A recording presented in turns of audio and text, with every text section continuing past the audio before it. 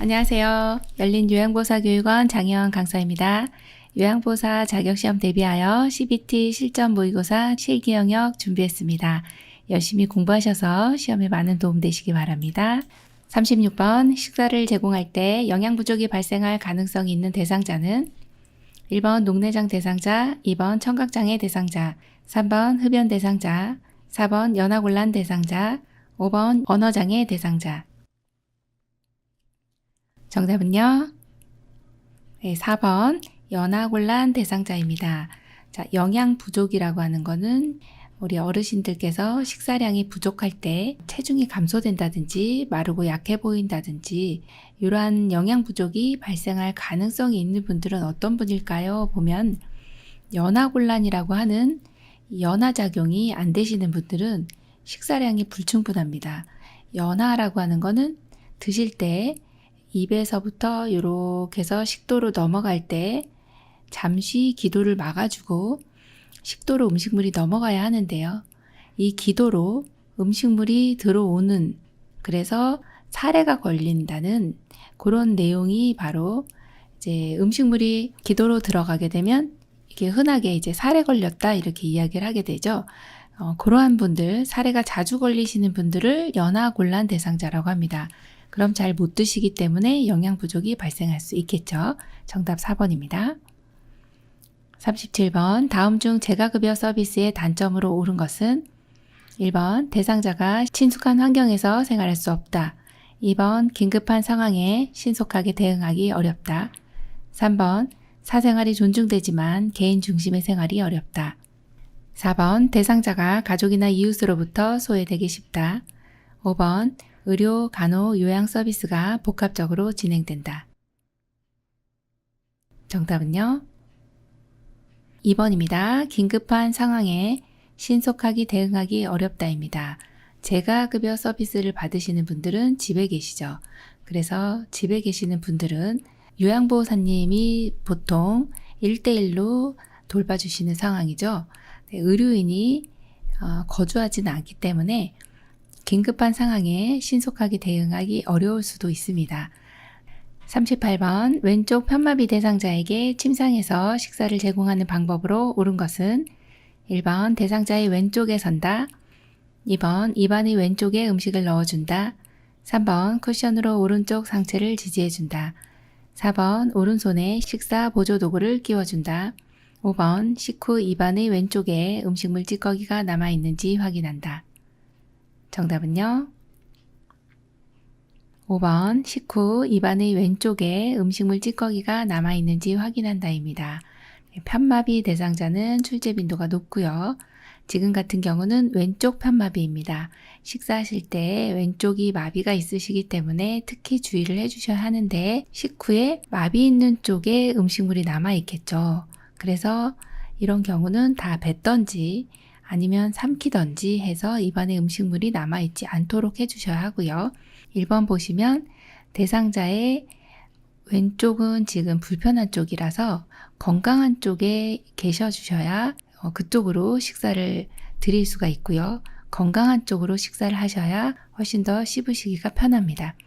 2번 보시면 입안에 왼쪽에 음식물 넣어주는 것이 아니라 건강한 쪽이죠. 즉 오른쪽에 넣어주셔야 되겠죠. 자, 3번 보시면 쿠션으로 오른쪽 상체를 지지해 주는 것이 아니라 지금은 왼쪽 편마비이기 때문에 마비 쪽을 지지합니다. 그래서 왼쪽을 지지해 주셔야 되고요. 4번도 보시면 오른손은 지금 건강하기 때문에 왼손에 식사 보조 도구를 끼워주시는 게 맞습니다. 정답 5번입니다.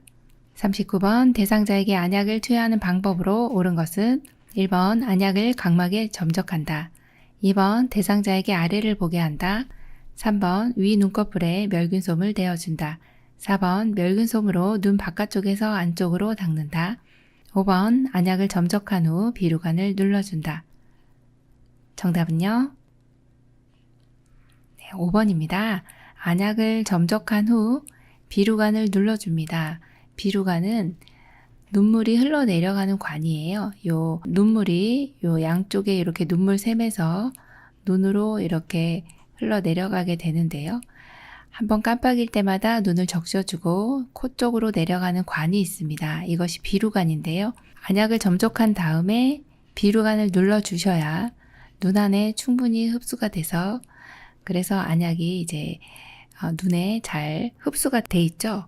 그런데 그냥 놔두게 되면 비루관으로 흘러내려가기 때문에, 그래서 점적한 후 비루관을 잠시 눌러주시는 게 맞습니다. 자, 안약은 각막이라고 하는 눈 가장 이제 바깥쪽에 투명한 막 바로 뒤에 있는 것이 각막인데, 눈을 보호하기 위해서 또 눈의 굴절을 담당해 주는 것이 각막이죠. 각막에 직접 점적하면 손상이 일어날 수 있기 때문에, 그래서 각막 위에 1, 2cm 위에다가 점적해 주시는 게 맞고요. 대상자는 위쪽을 보게 해주셔야지 이제 아래 눈꺼풀이 오픈이 되는 거죠. 열리게 되고요. 자, 3번도 보시면 멸균솜 대어주는 것이 바로 이 아래쪽이라고 보시면 돼요. 이렇게 아래 눈꺼풀 밑에다가 이렇게 잡아주셔야 하부 결막낭이 노출이 되죠. 자, 4번도 보시면 멸균솜으로 눈 안쪽에서 바깥쪽으로 닦아주시는 내용은 상당히 출제가 많이 됩니다. 안쪽에서 바깥쪽이다. 이거는 반대가 되겠죠.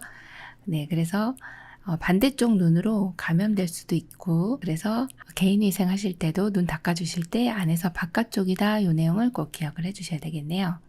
40번 정맥주사를 맞고 있는 대상자를 돕는 방법은 1번 수액병은 대상자의 심장보다 낮게 유지한다. 2번 주사 부위에 통증이 생기면 주사바늘을 빼준다. 3번 대상자가 원하는 주입 속도로 조절해준다. 4번 옷을 갈아입힐 때 주사바늘이 빠지지 않게 한다. 5번 주사바늘을 제거한 부위는 알코올 솜으로 문지른다. 정답은요? 네, 4번입니다. 옷을 갈아입힐 때 주사바늘이 빠지지 않게 해주셔야 되죠. 자, 1번 보시면 수액병은요, 대상자의 심장보다 항상 높게 유지를 해주셔야 심장으로 들어가게 돼 있고요. 2번처럼 주사 부위에 통증이 생기면 주사바늘을 빼줄까요? 아니죠. 이거는 의료인에게 보고를 해주셔야 되는 부분이고요. 그 다음에 세 번째도 보시면 대상자가 원하는 주입 속도가 아니고요. 정해진 주입 속도가 있습니다. 네, 그 속도대로 잘 들어가는지 봐주셔야 하고요.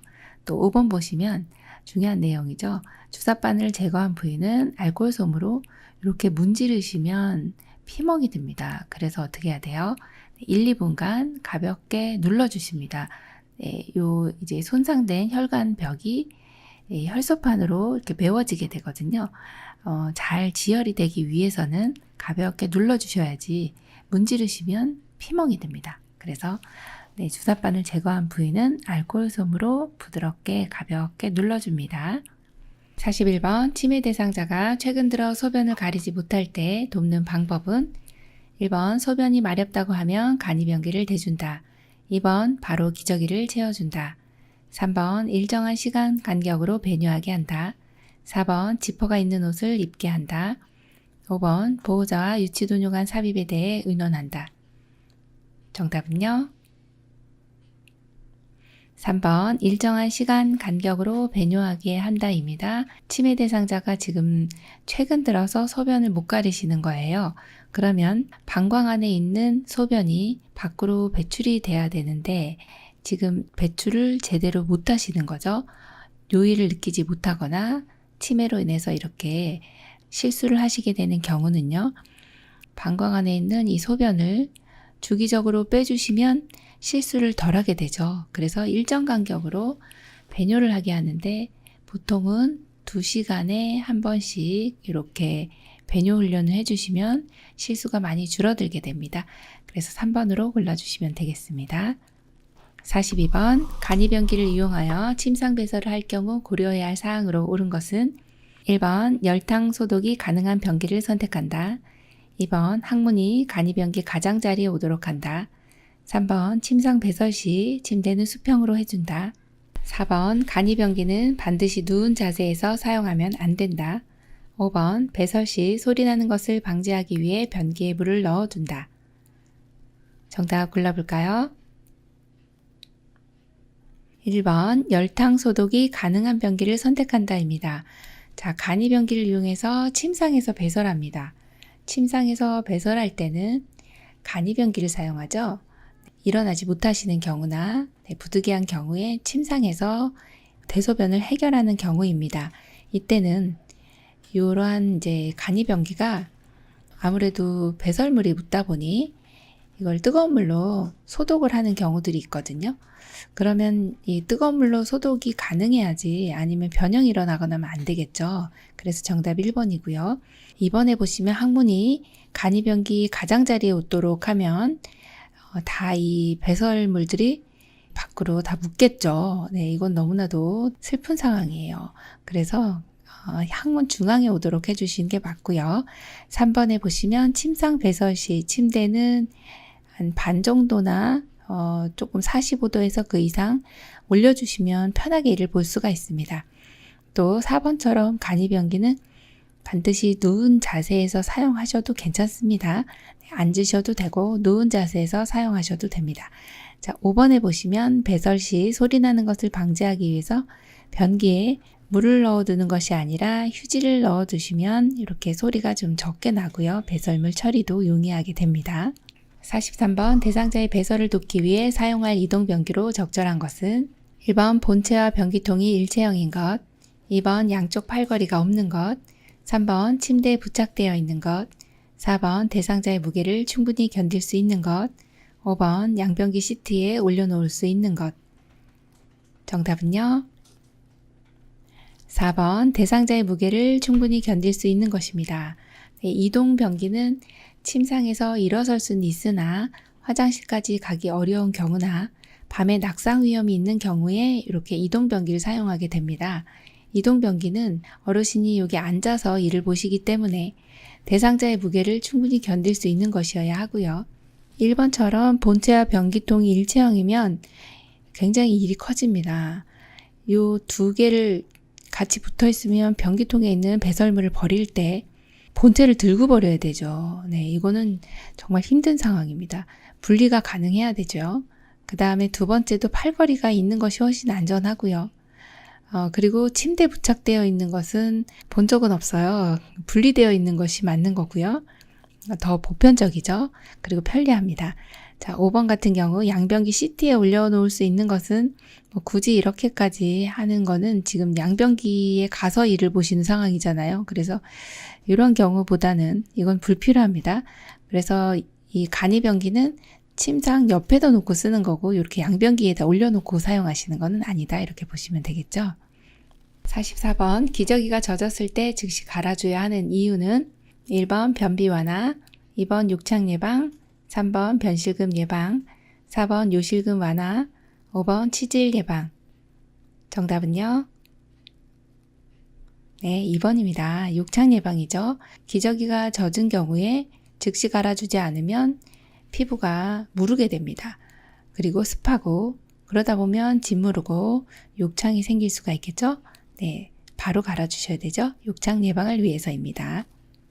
45번 다음 중 유치도뇨관 소변 주머니의 위치로 옳은 것은 1, 2, 3, 4, 5.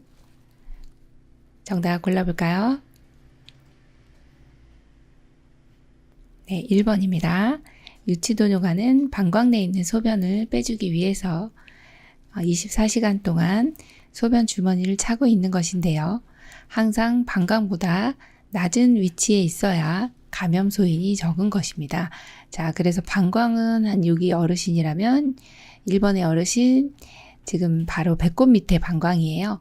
그래서 지금 소변줄은 이렇게 연결되어 있고 소변 주머니가 지금 아래에 이렇게 위치해 있어요. 너무 잘해 주셨고요. 2번 같은 경우는 방광보다 이렇게 높이 있는 상황이에요. 3번은 거의 같고요. 4번도 이렇게 같이 놓고 5번도 지금 이제 여기가 배인데요. 지금 바닥에 계시는 상황이라서 같이 있습니다. 그래서 정답이 1번이네요. 46번 장기간 침대에 누워 있어 욕창이 생긴 대상자 관리로 옳은 것은 1번 청골 부위에 도넛 베개를 대어준다. 2번 하루에 2번씩 자세를 바꾸어 눕힌다. 3번 마사지한 후 파우더를 뿌려준다. 4번 단백질 등의 영양분을 충분히 공급한다. 5번 욕창 부위를 노출시켜 1시간 이상 햇볕을 쬐인다. 정답은요? 4번 단백질 등의 영양분을 충분히 공급한다입니다. 자, 장기간 침대에 누워 있어서 욕창이 생기셨네요. 요 욕창은 압력 때문에 생깁니다. 보통은. 압력 때문에 혈액순환이 되지 않아서 피부가 손상이 받는, 즉 괴사가 일어나는 상황이 이제 욕창이라고 보시면 되는데, 또 하나 원인이 있다면 이제 마찰로도 일어날 수가 있다, 이렇게 보고 있습니다.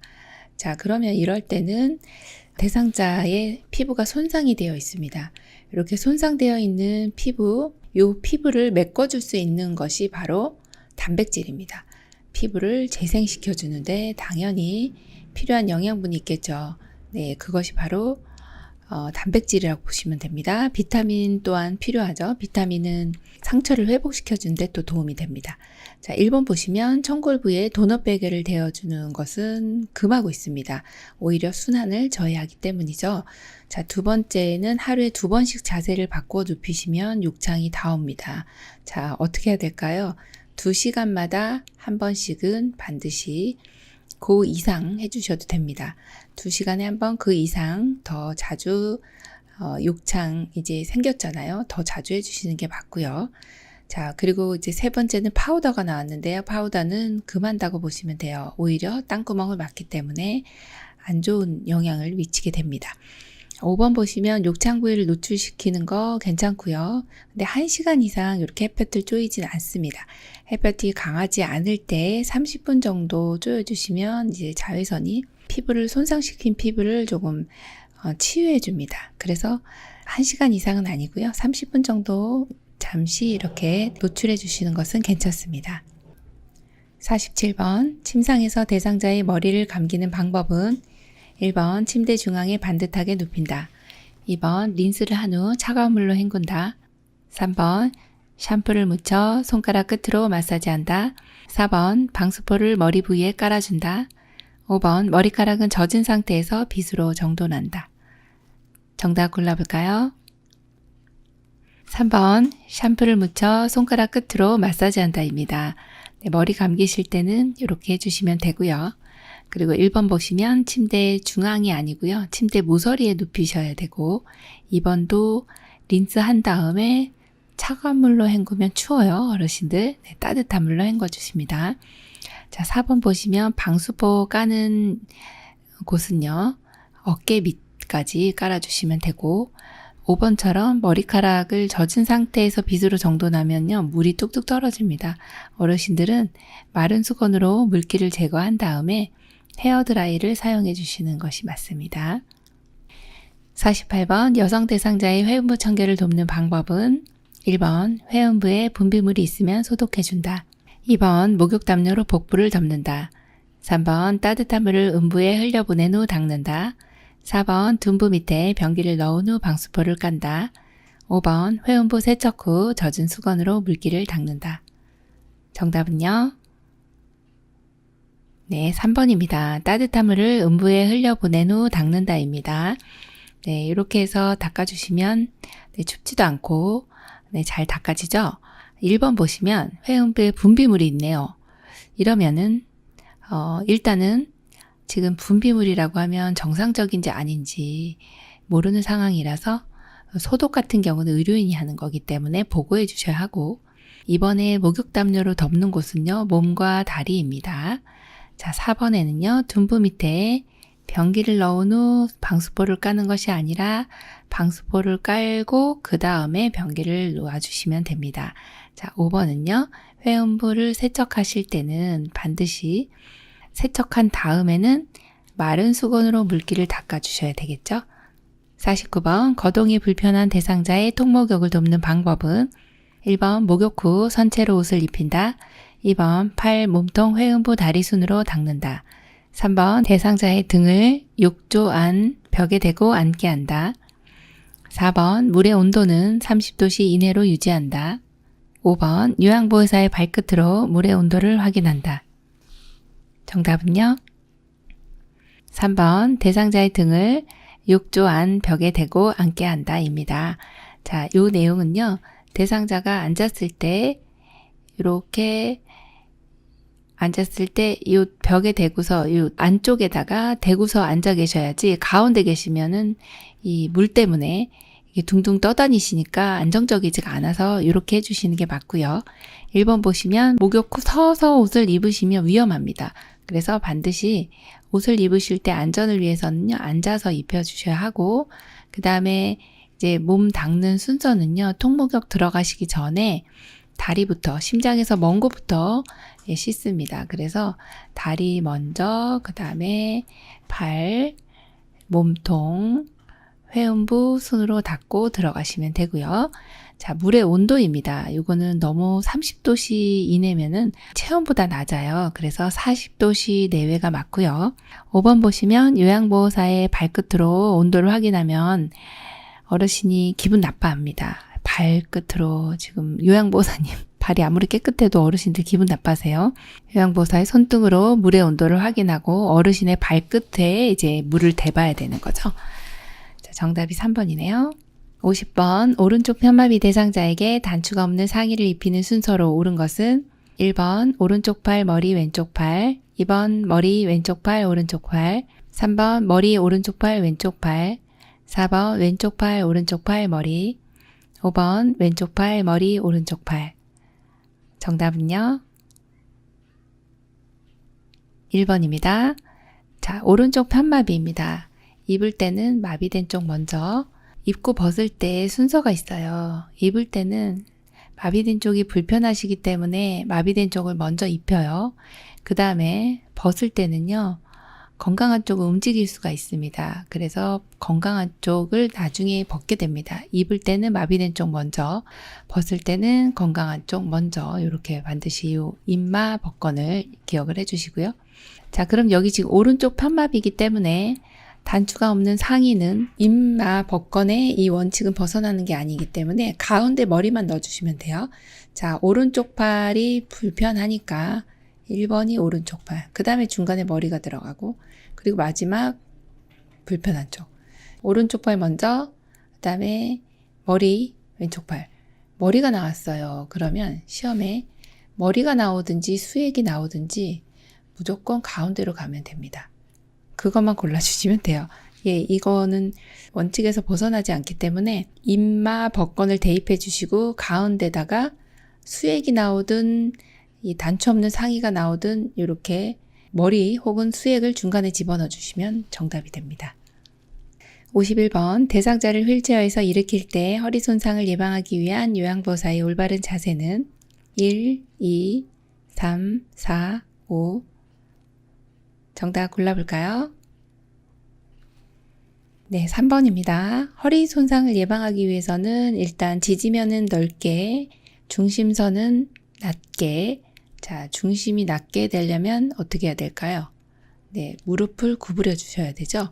그래서 여기서는 어깨 넓이로 적당히 벌려주신 것과 무릎 구부린 것을 골라주시면 돼서요. 그래서 정답이 3번이 되겠네요. 52번 편마비 대상자를 옆으로 돌려 눕히는 방법으로 옳은 것은 1번 대상자의 양쪽 어깨를 잡고 돌린다. 2번 허리 등 얼굴의 순서대로 돌려 눕힌다. 3번 요양보호사는 돌려 눕히려는 반대쪽에 선다.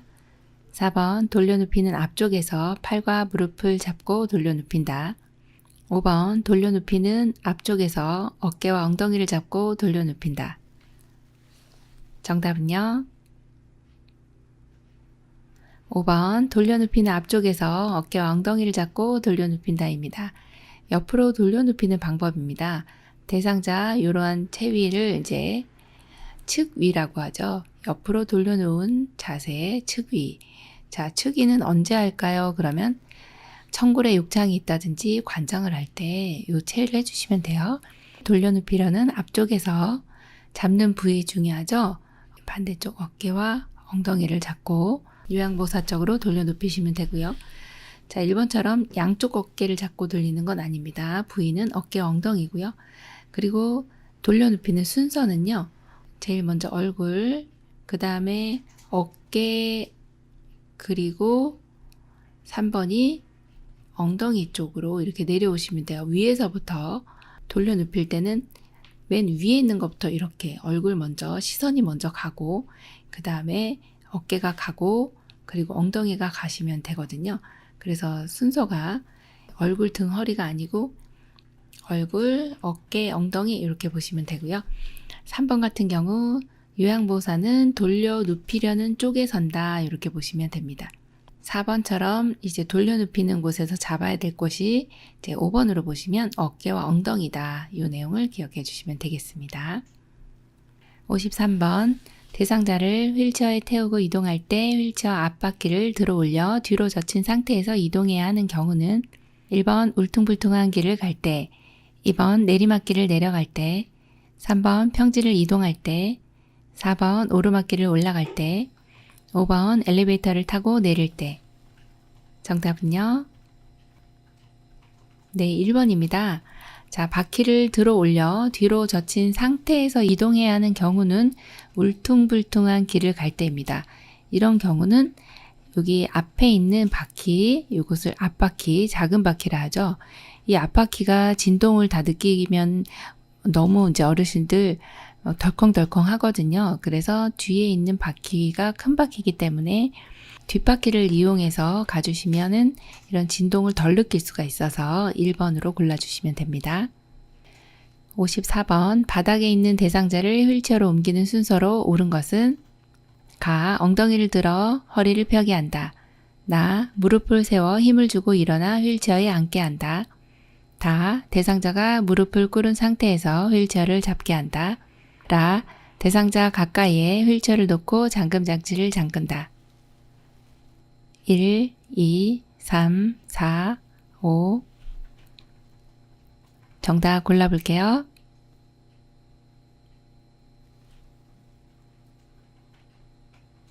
네, 5번입니다. 라다 가나입니다. 바닥에서 휠체어로 갈 건데요.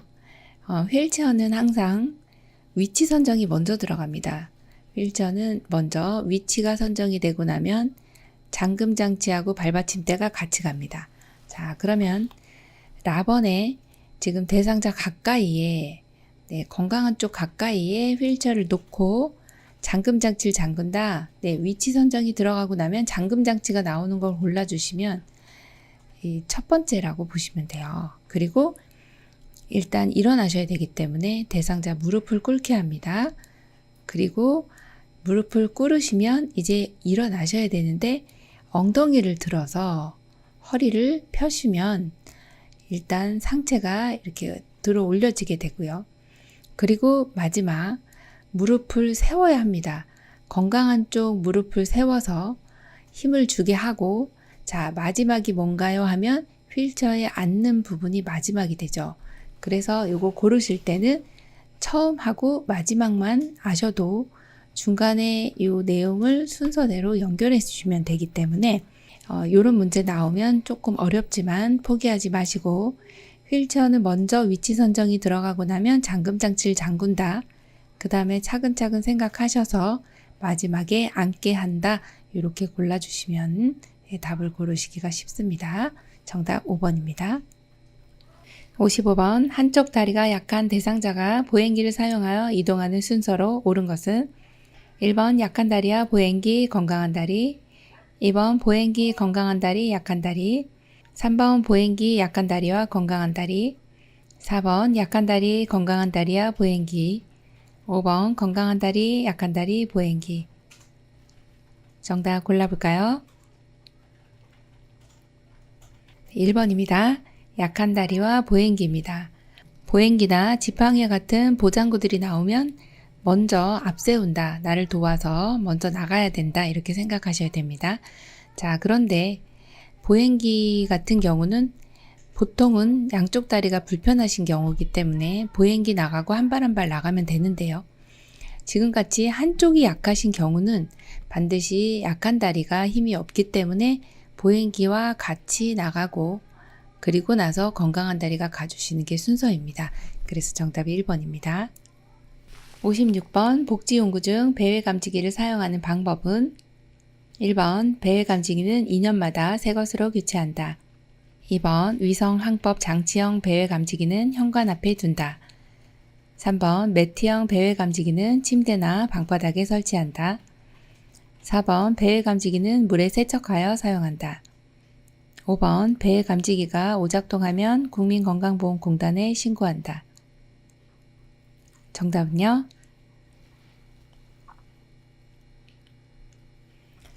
3번 매트형 배의 감지기는 침대나 방바닥에 설치한다입니다. 네, 매트형이기 때문에 침대 혹은 방바닥에 설치하셔서 대상자가 움직임을 감지하시는 내용이고요. 1번 보시면 배의 감지기는 내구 연한이 5년입니다.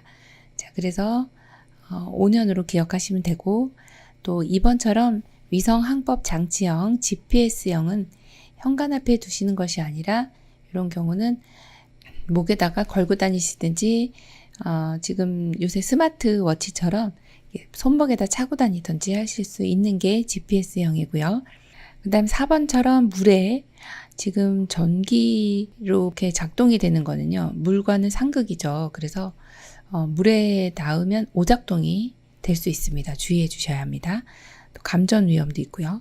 자, 5번도 보시면 배의 감지기 오작동하면 지금 국민건강보험공단에 신고해 주시면 건강보험공단에서 우리를 신고할 수가 있습니다. 안 되고요. 구입처에 문의하시든지 AS를 받으셔야 되겠습니다. 57번 대상자를 도울 때 비뇨기계 감염이 발생할 수 있는 상황은 1번 골반 근육 강화 운동을 하게 한다. 2번 수분을 충분히 섭취하게 한다. 3번 시간을 정해두고 기저귀를 교환한다. 4번 배설물을 처리하기 전과 후에 손을 씻는다. 5번 소변 주머니를 방광보다 낮은 위치에 둔다. 정답은요? 3번 시간을 정해두고 기저귀를 교환한다입니다. 이게 뭐가 문제가 되냐고요? 시간을 정해두고 기저귀를 교환한다면 어르신이 지금 2시간마다 교환한다 가정했을 때 9시에 교환하고 11시 교환하고 이런 식으로 이제 1시, 오후 1시 이렇게 되죠. 그러면 좋은 거 아닌가요? 이렇게 생각하시면 안 됩니다. 왜냐? 지금 9시와 11시는 2시간의 간격이 있는데 9시는 안 보셨을지 모르지만 이분이 9시 5분, 9시 10분 이렇게 일을 보셨을 때 거의 2시간 가까운 시간을 이 기저귀에 배설물들이 묻은 상태로 계셔야 되는 상황이죠. 그래서 그런 경우는 비뇨기계 감염이 오히려 일어날 수가 있고 즉시 교환하는 게 원칙입니다. 혹은 배뇨 간격을 파악해서 기저귀를 교환을 해주시는 게 맞지 이렇게 시간을 정해두고 기저귀를 교환하는 것은 오히려 감염 우려가 있는 내용이라고 보시면 됩니다. 58번 재가 대상자의 집에 화재가 발생했을 때 대피시키는 방법은 1번 연기가 나는 경우 손으로 코를 막고 이동하게 한다. 2번 똑바로 서서 이동하게 한다. 3번 엘리베이터를 이용하여 신속히 이동하게 한다. 4번 양손을 번갈아 벽을 짚어가며 바깥으로 이동하게 한다. 5번 집 밖으로 나가기 어려우면 경량 칸막이를 부수고 옆집으로 대피시킨다. 정답은요? 네, 5번입니다. 집 밖으로 나가기 어려운 경우들이 있죠. 이런 경우는 옆 칸하고 통해져 있는 경량 칸막이가 있습니다. 너무 어려운 상황에 밖으로 나가는 쪽에 막 불이 막 오고 있어요. 그러면 옆집으로 이동을 해야 되는데 이런 경우에 몸으로 밀고 부수고 갈 수 있는 경량 칸막이가 있습니다. 그래서 그렇게 해서 옆집으로 대피시키시면 되겠습니다. 59번 수해가 발생한 직후 전기사고와 가스 누출 사고를 예방하는 방법은 1번 전열기구에서 타는 냄새가 나면 창문을 열고 사용한다. 2번 하나의 콘센트에 여러 전기 기구를 연결한다. 3번 양초에 불을 붙여 실내를 밝게 한다. 4번 창문을 닫아 외부 공기를 차단한 후 가스레인지를 켠다. 5번 정전 복구 후 가전제품은 시간 간격을 두고 하나씩 사용한다. 정답은요? 5번 정전 복구 후 가전제품은 시간 간격을 두고 하나씩 사용한다입니다. 수해가 발생한 직후에 전기 사고나 가스 누출 사고가 날 수 있는데요. 이때는 정전 복구 후 가전제품은 시간 간격을 두고 하나씩 사용을 해주셔야 되지 한꺼번에 꽂으시면은 갑자기 과전압이 될 수가 있습니다. 그래서 주의해 주셔야 되겠죠? 정답 5번입니다. 60번 고혈압 대상자에게 혈압을 낮추기 위해 제공할 수 있는 칼륨이 많이 함유된 식품은 1번 마른 오징어, 2번 강된장, 3번 조개젓, 4번 찐 고구마, 5번 누룽지. 정답은요? 네, 4번 찐 고구마입니다. 지금 고혈압 대상자는 나트륨 때문에 혈압이 올라가 있는 상태인데요. 나트륨이 많이 들어오면 또 수분을 더 끌어당기기 때문에 혈압이 더 올라갈 수 있습니다. 이때 칼륨이 많이 함유된 식품을 드시면 나트륨 배출이 용이하게 돼서 결국에 혈압이 낮아지게 되죠. 그래서 그렇게 칼륨이 정말 많이 들어있는 식품이 고구마입니다. 네, 찐고구마 맛있게 많이 드시면 좋을 것 같습니다. 네. 61번 대상자의 주거 환경을 쾌적하게 유지하는 방법은 1번 채광 직사광선 이용, 2번 습도 80에서 90% 유지, 3번 전체 난방보다 국소 난방 이용, 4번 환기 하루 3번 2-3시간 간격으로 문 열기, 5번 온도 여름철 16에서 18도씨, 겨울철 25에서 27도씨 유지. 정답 골라볼까요? 네, 4번 환기 하루 3번 2-3시간 간격으로 문 열기입니다. 네, 주거 환경 쾌적하게 유지하기 위해서는 이렇게 하시면 너무 잘하시는 내용이고요. 채광은 어떻게 하는 게 좋을까요? 직사광선이 눈에 직접 닿으면 각막의 장애를 초래하는 경우도 있기 때문에 간접 조명을 해주시는 게 좋아요. 커튼을 쳐주시고 또 자연 채광이 좋죠. 자연 채광 같은 경우는 이제 자외선에 살균 효과가 있어서 신진대사를 좋게 합니다. 그래서 자연 채광 이용하실 때는 간접적으로 이 직사광선을 조이실 수 있도록 해주시면 되겠습니다. 커튼이나 블라인드 같은 것을 사용해 주시면 좋겠습니다. 쾌적한 습도가요 40에서 60%입니다. 너무 습도가 높으면 이제 불쾌지수가 올라가고요. 이보다 낮으면 또 건조해집니다. 노인분들 건조하시면 피부 건조증 또 소양증 등이 나타나기 때문에 겨울 같은 철에는 가습기를 해주시고요. 여름에는 제습기를 해주시는 게 맞습니다. 자, 난방은 전체 난방이 더 어르신께는 훨씬 더 이제 난방의 효과가 좋고요. 또 온도는요. 여름에는 한 22에서 25도씨, 겨울에는 18도씨에서 22도씨가 적정 온도입니다. 그러나 이제 개인별로 차이가 있기 때문에 거기 좀 맞춰주시면 되겠습니다. 62번 다음 중 요양보호사가 기관에 반드시 보고해야 할 상황으로 옳은 것은 1번 상태 변화가 없을 경우, 2번 난방이 고장났을 경우, 3번 서비스 추가를 요구할 경우, 4번 식욕이 없다고 식사를 거부할 경우, 5번 세금 고지서를 발견한 경우. 정답은요? 3번 서비스 추가를 요구할 경우입니다. 자, 이때는요, 요양보호사님이 기관에 반드시 보고해 주셔야 되는 경우인데요. 서비스 추가를 요구할 때는 기관에서 처리해야 하는 서류적인 업무들이 있습니다. 그래서 이 내용은 반드시 보고를 해 주셔야 하고요. 나머지 상태 변화가 없는 경우는 그대로 놔두시면 되고, 난방이 고장난 경우는 보호자에게 이야기하셔서 고치시면 되고요. 또 4번 같이 식욕이 없다고 식사를 거부한 경우는 관리 책임자나 간호사에게 또 이야기를 해주시면 처리를 해주실 거고요. 자, 세금 고지서 발견한 경우까지는 보고는 안 해주셔도 되겠죠. 63번 치매 대상자의 운동을 돕는 방법은 1번 걷는 시간을 서서히 늘린다. 2번 산책로를 자주 바꾸어 걷게 한다. 3번 운동 시간을 매일 다르게 한다. 4번 운동은 심장에서 가까운 쪽부터 진행한다. 5번 팔다리 관절을 빠르게 움직이며 운동하게 한다. 정답은요? 1번 걷는 시간을 서서히 늘린다입니다. 치매 대상자도 운동을 해야 신체가 움직이면서 뇌로 가는 혈류량이 공급이 되면서 또 서로 간에 상호작용을 하죠. 그래서 운동을 해주셔야 또 치매 대상자도 진행이 더디 오는 거거든요.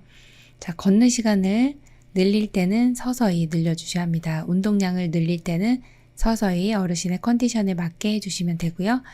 또 2번 같은 경우에 이렇게 산책로는 바꾸시면 혼란을 일으키세요. 그래서 같은 길을 걷게 한다가 맞습니다.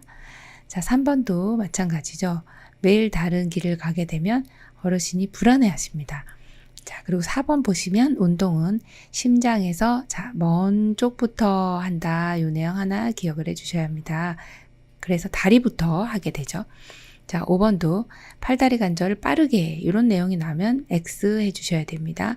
천천히 움직이면서 어르신들 지금 관절이 지금 좋은 상태가 아니세요. 그래서 항상 움직임은 너무 빠르지 않게 해주시는 걸로 기억하시면 됩니다. 64번 치매 대상자에게 안전한 환경을 조성하는 방법은 1번 평소 복용하는 약은 침상 가까이에 둔다. 2번 방은 1층보다 2층에 배치한다. 3번 화장실 문은 안에서 잠글 수 있게 한다. 4번 난간에 어두운 색 테이프를 붙여놓는다.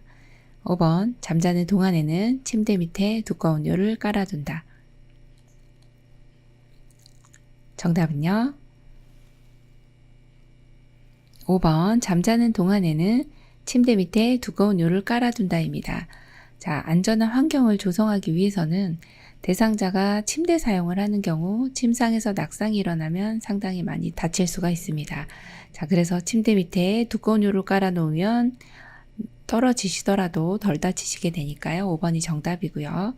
그리고 복용하는 약은 치매 대상자는 약을 잠글 수 있는 보관함에 넣어두시는 게 안전하고요. 또 방은 1층이 더 안전합니다. 자, 화장실은요. 안에서 잠글 수 있는 것보다는 밖에서 열 수 있는 것으로 해주시는 게 더 안전하고요. 또 난간에는 어두운 색 테이프 아니고요. 밝은 색 테이프를 붙여 두어서 이것이 난간이라는 것을 알 수 있도록 해주시는 게 맞네요. 그래서 정답이 5번입니다. 65번 치매 대상자의 식사를 돕는 방법은 1번 소금이나 간장을 식탁에 둔다. 2번 가벼운 숟가락을 준다. 3번 턱받이보다는 앞치마를 해준다. 4번 음식을 모두 섞어 제공한다. 5번 그릇은 대접보다는 접시를 사용한다. 정답은요? 네, 3번입니다. 치매 대상자는 많이 흘릴 수 있기 때문에 턱받이보다 앞치마를 해주시는 게 더 좋죠? 네, 그리고 소금이나 간장 식탁에 두시면 안 되죠? 네. 숟가락은 가벼운 숟가락을 주시면 이제 드시는 거를 잊어버릴 수 있기 때문에 무거운 숟가락을 쥐어줘서 식사하는 것을 잊지 않도록 한다. 요 내용 하나 기억해 주시고요. 자, 그 다음에 음식을 4번처럼 모두 섞어서 드리면 이 어르신이 이게 밥이냐 개밥이냐 뭐 죽이냐 개죽이냐 이렇게 물어보실 수 있습니다. 네, 따로따로 주셔야 되죠. 자, 5번 보시면 그릇은 사발이 훨씬 덜 흘립니다. 그래서 접시를 사용하시기보다는 사발, 대접 이렇게 오목한 그릇을 사용하는 것이 더 어르신 덜 흘리게 되니까 이게 더 낫습니다. 66번 밤에 집안에서 배회하고 있는 치매 대상자를 돕는 방법은 1번 복잡한 일거리를 제공해 준다. 2번 창문을 활짝 열어둔다. 3번 라디오를 크게 틀어놓는다. 4번 가족과 함께하는 시간을 갖게 한다. 5번 이불과 베개를 새 것으로 바꿔준다. 정답은요? 4번 가족과 함께하는 시간을 갖게 한다입니다. 네, 참 우리가 이제 어르신들 집에서 배회하고 계시면 먼저 살펴봐야 될 것이 어르신의 신체적인 욕구가 있는지 또는 어디가 불편한지 요 내용을 살펴보시는 게 제일 먼저고요. 그리고 나면은 어르신이 이제 배회하실 때 나가지 못하도록 문은 좀 닫아 놓으셔야 하고요. 창문도 닫아 놓는 게 안전하거든요. 그리고 가족과 함께 시간을 갖게 하면 어르신 심리적으로 안정감을 갖게 됩니다. 그래서 정답이 4번이고요. 1번처럼 이제 일거리를 혹시 주시려면 복잡한 일거리 아니고 단순한 일거리가 좋습니다. 자, 창문은 열어두시면 안 되고 라디오도 크게 틀어놓으시면 이분이 막 큰 소리가 나면 포위됐다 이렇게 생각하시기 때문에 이런 거는 안 해주시는 게 좋습니다. 그리고 환경도 익숙한 것으로 해주셔야지 이렇게 새 것으로 자꾸 바꿔주시면 혼란을 일으킬 수가 있습니다. 그래서 정답 4번입니다. 67번 다음 상황에서 요양보호사의 반응으로 적절한 것은 대상자 누가 날 죽이려고 내 밥에 독약을 넣었어. 저리 치워. 요양보호사 1번 그래요. 누가 넣었는지 보셨어요? 2번, 왜 독약을 넣었다고 생각하세요? 3번, 경찰에 신고해서 누구인지 알아볼게요. 4번, 제가 먼저 먹어볼 테니 저와 함께 드세요. 5번, 또 그러시네요. 그러면 앞으로 밥 안 드릴 거예요. 정답은요? 네, 4번입니다. 제가 먼저 먹어볼 테니 저와 함께 드세요. 피해망상이시죠.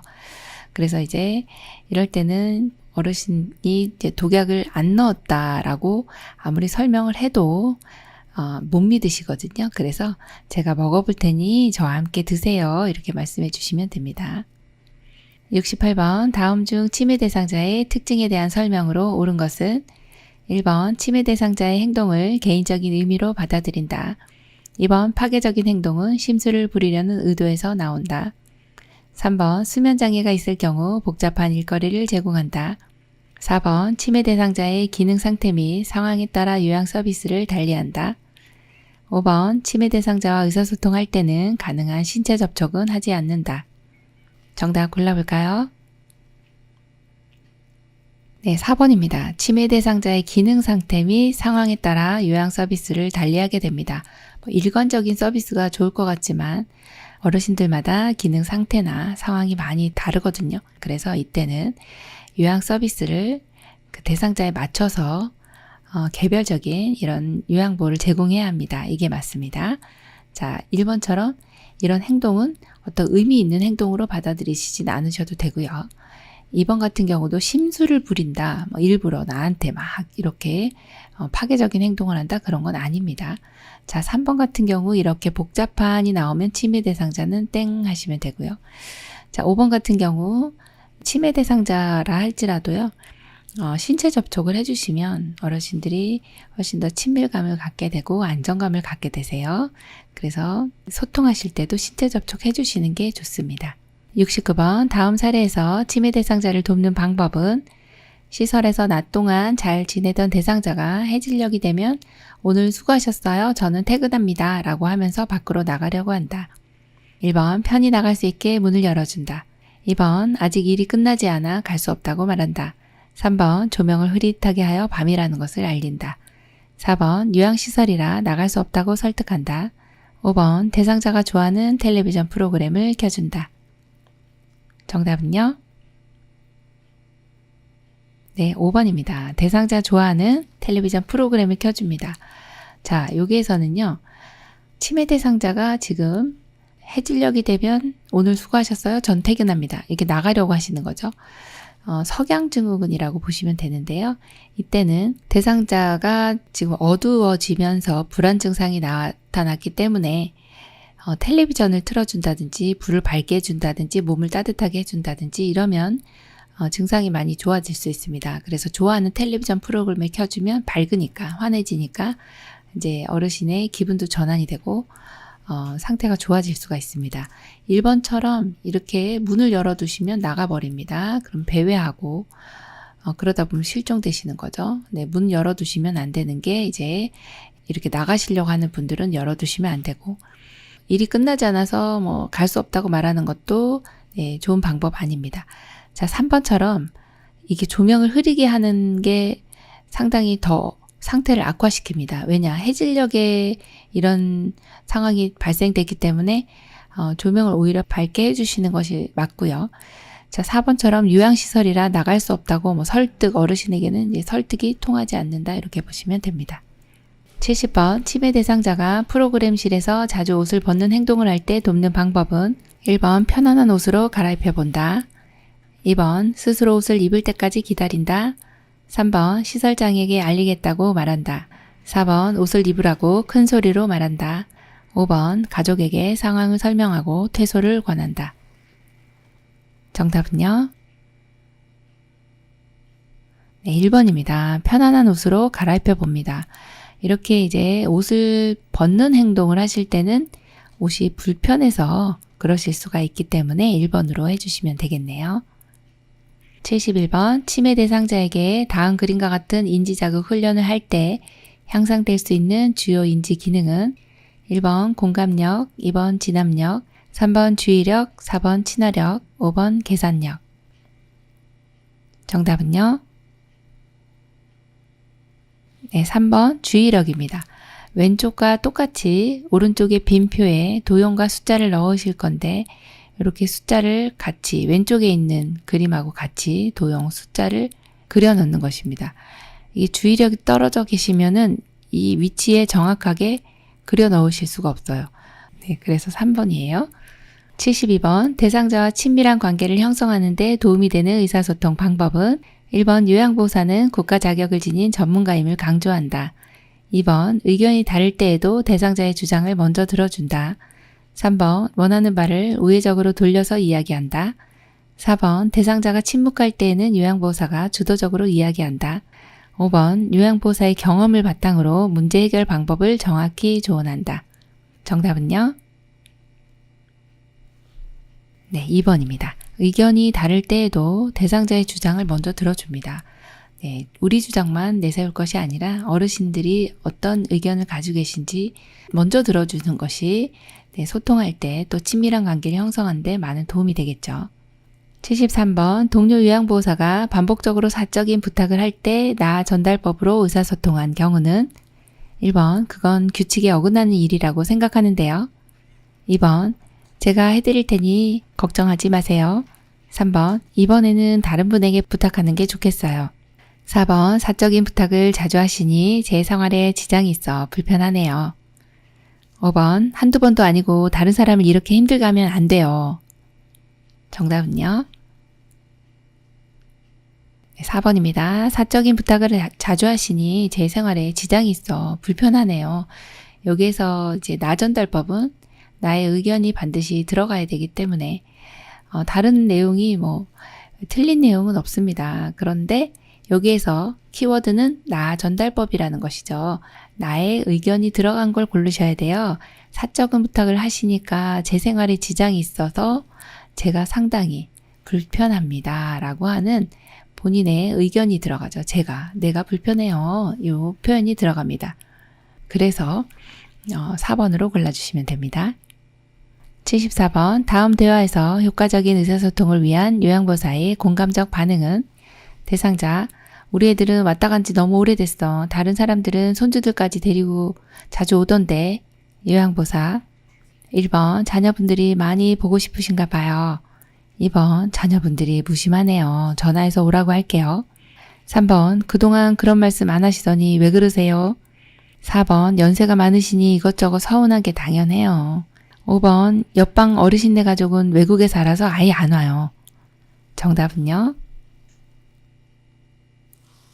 네, 1번입니다. 자녀분들이 많이 보고 싶으신가 봐요. 효과적인 의사소통에서 공감적인 반응은 어르신의 이 마음을 똑같이 느껴야 합니다. 그래서 지금 애들이 왔다 간 지 오래됐는데 다른 사람들은 손주들까지 데리고 오는데 그러니 여기에는 어떤 게 내포되어 있나요? 자녀분들이 너무 보고 싶은 거죠. 그래서 아이고 자녀분들이 많이 보고 싶으신가 봐요 라고 하면 아주 충분히 공감적인 반응을 잘 해주신 거라고 보시면 됩니다. 정답 1번입니다. 75번 다음 중 주의력 결핍장애 대상자와의 의사소통 방법으로 옳은 것은 1번 환경적 자극을 최대한 줄인다. 2번 친근감을 주기 위해서 반말을 사용한다. 3번 장소를 바꾸어가면서 이야기한다. 4번 이야기를 이해하도록 빠르게 반복한다. 5번 대상자의 특성을 주위 사람들에게 비밀로 한다. 정답은요? 1번 환경적 자극을 최대한 줄인다입니다.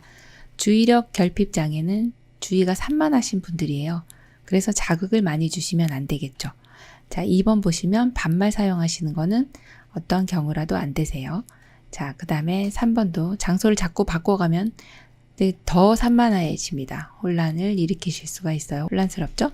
자, 그 다음에 이해를 하도록 이야기를 빠르게 반복하면 더 정신이 없으세요. 네, 5번 보시면 대상자의 특성을 주위 사람들에게 비밀로 하지 않습니다. 이야기를 해서 이분은 지금 많이 산만하시고 주의력이 떨어져 있으시기 때문에 좀 도움을 좀 주시면 고맙겠습니다. 라고 요청을 해주시는 게 맞습니다. 정답이 1번입니다. 76번 다음 대화에서 요양보호사의 적절한 반응은 딸, 엄마 이제 요리하지 마세요. 맛이 예전 같지 않아요. 대상자가 화를 내면서 방으로 들어가며 그럼 이제 내가 알아서 해 먹든지 나 안 먹어. 요양보호사 대상자에게 다가가 1번 이제 요리는 따님한테 하라고 하는 것이 좋겠네요. 2번 엄마가 요리하기 힘드실까봐 그냥 한 말일 거예요. 3번 요리 솜씨가 예전 같지 않다고 하니 속상하시죠? 4번 앞으로 요리는 제가 만들어 드릴게요. 5번 이만한 일로 밥을 안 드시면 본인만 손해예요. 정답은요? 3번 요리 솜씨가 예전 같지 않다고 하니 속상하시죠? 네, 이렇게 하면은 뭐 얼마나 어르신께서 많이 속상해 하면서 이제 이런 걸 이제 풀어내실 겁니다. 네, 너무 잘해 주셨죠? 77번 대상자가 갑자기 침 흘리며 경련을 일으키고 쓰러졌을 때 응급처치로 옳은 것은 1번 팔다리를 주물러 준다. 2번 입에 거즈를 물린다. 3번 머리 아래 단단한 것을 대준다. 4번 고개를 옆으로 돌려준다. 5번 담요를 덮어 체온을 유지해준다. 정답은요? 4번 고개를 옆으로 돌려준다입니다. 이제 경련 대상자들은요, 간혹 가다가 이제 관략근이 이완되면서 대소변을 흘리기도 하고 몸에 경련을 일으키면서 쓰러지는데 간혹 침을 흘리는 경우가 있습니다. 입에서 침이나 거품이 나오는 경우는요, 기도로 들어가면 질식이 될 수 있어서 이때만큼은 이제 대상자를 가만히 두는 게 아니라 몸을 옆으로 혹은 고개를 옆으로 돌려주는 게 아주 중요한 내용입니다. 기도 유지를 해주셔야 하고요. 자, 이 경련 대상자는 팔다리를 주물러 준다든지 억제한다든지 이런 내용 해서는 안 되고요. 입에 거즈를 물리면 오히려 기도를 막을 수가 있어서 혀가 안으로 말려 들어가는 경우에 거즈를 물리면서 오히려 질식할 수 있는 상황이 됩니다. 안 되고요. 또 머리에 단단한 것을 대어주면 너무 딱딱합니다. 부드러운 것을 대어주시는 게 맞습니다. 자, 5번 같은 경우는 경련 대상자보다는 골절이 있는 경우 이 골절 부위는 이 냉찜질을 해주시고 그 다음에 이제 출혈이 일어나거나 골절이 일어나면서 긴장을 하고 출혈이 일어나는 경우들이 있어서 이때는 오한을 느낄 수가 있습니다. 그래서 그때는 담요를 덮어주는 것이 맞습니다. 그래서 요거는 지금 경련 대상자에게는 맞지 않는 내용이고요. 78번 대상자가 뜨거운 물을 팔에 쏟아 화상을 입었을 때 응급처치 방법은 1번 화상 부위에 치약을 얇게 펴 바른다. 2번 물집이 생기면 터뜨린다. 3번 착용하고 있는 팔찌는 빨리 뺀다. 4번 얼음 조각을 팔에 대어준다. 5번 세게 흐르는 수돗물에 화상 부위를 대어준다. 정답은요? 네, 3번입니다. 착용하고 있는 팔찌 혹은 반지, 시계 이런 것들 빨리 빼주셔야 돼요. 왜 그럴까요? 부종 때문에 그렇습니다. 화상을 입게 되면 이런 우리 몸의 면역 인자들을 빨리 이 화상 부위로 보내주기 위해서 이 혈관이 팽창을 하게 돼요. 그러면 이 수문을 열어주기 때문에 이런 치료 인자들을 빨리 이 화상 부위로 보내주게 되는 거죠. 그래서 항상 화상이 일어난다든지 골절이 일어나게 되면 같이 따라오는 내용이 부종입니다. 그래서 부종을 경감시켜 주기 위해서 보통은 부종이 있다 그러면 부어오르기 때문에 팔찌 시계들을 빨리 빼주시는 것이 이제 화상 환자하고 골절 환자라고 보시면 되고요. 또 1번처럼 이렇게 치약 같은 거 이렇게 바르시면 오히려 화기를 못 빼기 때문에 오히려 더 감염 우려도 높고요. 손상이 더 빨리 치유되지 않습니다. 자, 2도 이상의 화상인 경우에는 물집이 생깁니다. 하지만 이것을 터뜨리면 오히려 감염 소인이 있기 때문에 터뜨려서는 안 되는 것으로 기억을 해주시고요. 4번처럼 얼음 조각을 대어주시면 시원할 것 같지만 오히려 동상 우려가 있습니다. 그래서 이렇게 얼음 조각 안 되고요. 그럼 어떻게 해야 되나요? 5도씨에서 12도씨의 물에 담궈주시는 걸로 보시면 됩니다. 이렇게 찬물이라고 보시면 되고요. 찬물에 담근다 이 내용으로 기억해 주셔야 되는데 5번처럼 막 세게 흐르는 수돗물에 데워주시면 또 2차 손상이 일어납니다. 그래서 4번에서 설명드렸듯이 찬물에 담근다라는 내용으로 기억을 해주시면 되겠죠. 79번 대상자의 손목에 상처로 인한 출혈이 있을 때 응급처치로 옳은 것은 1번 손가락으로 출혈 부위를 압박한다. 2번 멸균 거즈를 이용하여 손목을 직접 압박한다. 3번 손목을 흐르는 물에 깨끗이 씻는다. 4번 손목을 심장 가까운 곳에 둔다. 5번 압박봉대로 손목을 꽉 조이게 감는다. 정답은요? 2번입니다. 멸균 거즈를 이용하여 손목을 직접 압박한다입니다. 네, 지금 출혈이 있어요. 그러면 거즈를 사용해서 직접 압박하는 것이 가장 지혈이 빨리 되는데요.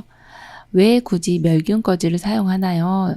네, 지금 출혈이라고 하는 것은 상처가 개방 상처이기 때문에 감염 소인이 있어서 이런 멸균 거즈를 사용해 주시면 됩니다.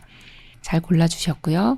1번처럼 손가락 아니고 손바닥으로 해주셔야, 넓은 면적으로 지혈을 해주셔야 이 압박이 더 잘 됩니다. 또 3번 같은 경우 흐르는 물에, 지금 출혈이 됐는데 흐르는 물에 씻어요. 더 출혈이 가중이 되죠. 안 되고요. 또 손목을 심장보다 먼 곳에, 그래서 심장보다 높이 두시면 훨씬 더 지혈이 잘 됩니다.